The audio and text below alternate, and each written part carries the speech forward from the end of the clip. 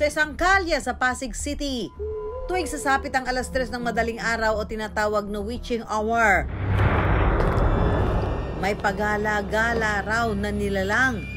Kwento ng mga nakakita rito, lagi raw itong duguan at may hawak na laman loob.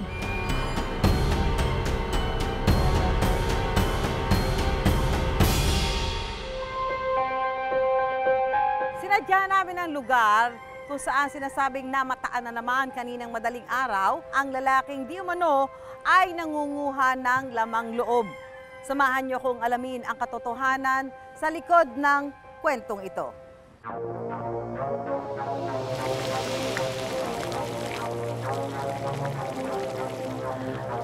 Ay, magtatanong lang po sana ako sa inyo. Kilala niyo ba ang lalaking nakikita dito na may dalang lamang loob? Opo, ako yung nangunguha ng laman loob.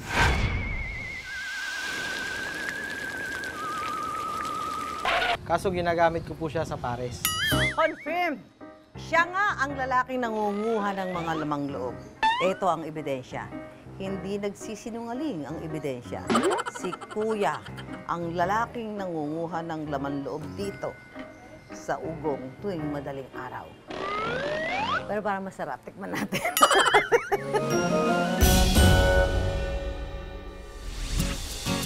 Walang matatakot for today's video dahil ang mga laman loob sangkap pala ng masarap na pares ni Billy. Maaga lang daw talagang namimili si Billy ng mga karne at laman loob.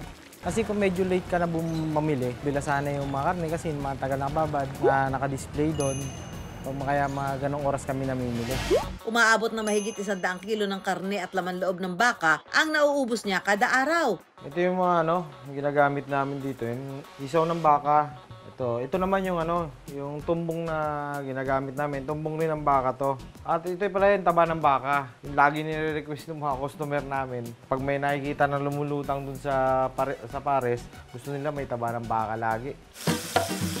Sinisiguro raw ni Billy na malinis ang mga ito bago pa kuluan. Ito natin ng tubig. Kasi nga, para lumabas yung mga laman-laman na hindi karapat-dapat doon eh. Nilinisin mo lang mabuti. Hindi rin nila hinihiwa ang mga laman loob bago lutuin. Kasi mas maganda sa paningin ng tao yun. Matatakam ka eh. Hindi yung nakikita mong durug-durug na. Iba pa rin yung nakikita mong buo na iiwain sa harapan mo.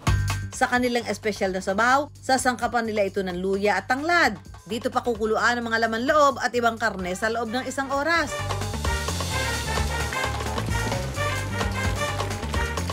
Kapag medyo malambot na, tatanggalin ng mga karne at laman loob para timplahan ang pinakasabaw. Iba't ibang pampalasa ang ginagamit nila rito.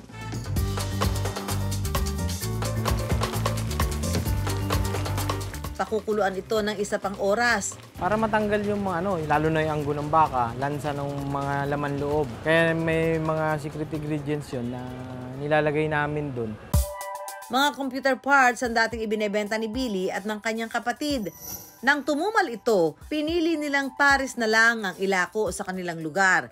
Nilibot daw nila ang iba't ibang parisan para makaisip ng ideya. Nung nilibot namin yung mga parisan, lalo na sa Manila, Port Bonifacio, yan, ikot kami na ikot. Inunti-unti namin na alamin kung ano yung mga ingredients na nagagamit nila ron. Dahil sa paraang ito, nakuha niya ang timpla na binabalik-balikan ng kanyang mga parokyano. So, masarap sa iyo kasi ikaw may-ari. Pero pag ibang tao nagsabi sa iyo, ang sarap naman pakinggan. Kaya nakakatuwa naman. Yung hirap mo na wawala minsan, pagod.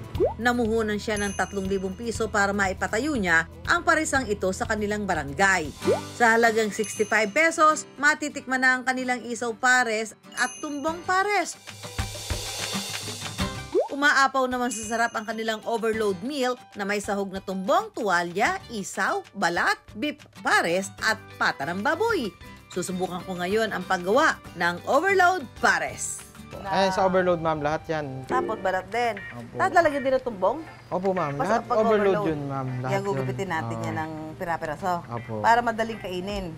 Ang laki. Ito, ayan. Sa lambot kasi nung niya, laman loob, ayan, kaya ang dali lang niyang gupitin. Tuwalya naman. Magkano yun, overload? 110, ma'am, 110. Tapos may rice na May yun? rice na po yun. Yun. Sige, ma'am, gupit Ito yung kayo. tuwalya. Ganyan. Oo. Yan. Bango ha? Nalagyan siya ng laman. Ayun sa overload na yan, ma'am. Okay, tapos? Nalagyan na po siya ng sabaw. So, pinagsama-samang laman loob ito. Pero, wala siyang amoy. Walang anggok. O yan mga kapuso, kita nyo naman yung nasa likuran ko. Ang dami. Sila ho yung mga customer. Lagi pumupunta dito sa pares ni Kuya Bill dahil binabalik-balikan nila yung masarap na pares. Ayan, ako isang buong puno. Ayan. Tikman mo nga. Kung ano lasa.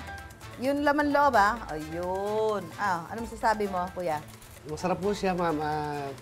Tama lang po sa lasa. Pakiramdam ko nga, hindi na lumilingon si Kuya. Tuloy-tuloy na siya sa pagkain niya, di ba? Gutom na. Good.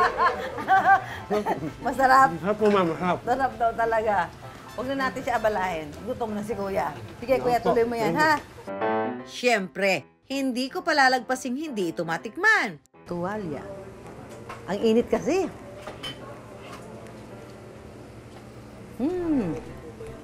Sarap. Ito yung pinaka-exciting. Bituka o isaw. Wow! May taba-taba pa.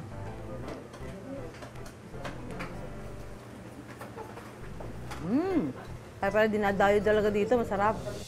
Huwag daw mahihiyang magpa-refill ng sabaw. Pag hindi masarap yung sabaw mo, titikman lang yun. Doon mo malalaman yung mga kumakain sa'yo. Kala mo kumakain, pero kinukuha laman na lang yung sabaw, hindi natin inuubos.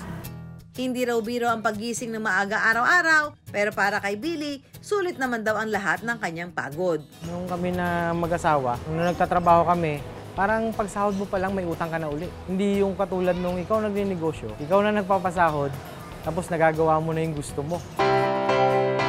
After 3 years, weekly, kumikita na siya mga 6 digit. Maganda kasi pinaghirapan mo eh. Hindi mo siya yung hiningi mo lang. Parang sinimulan mo doon sa maliit lang tapos sumat. Parang ang napakasarap sa pakiramdam. Para ka nagpalaki ng bata. Walang dapat katakutan sa pagkain ng laman loob.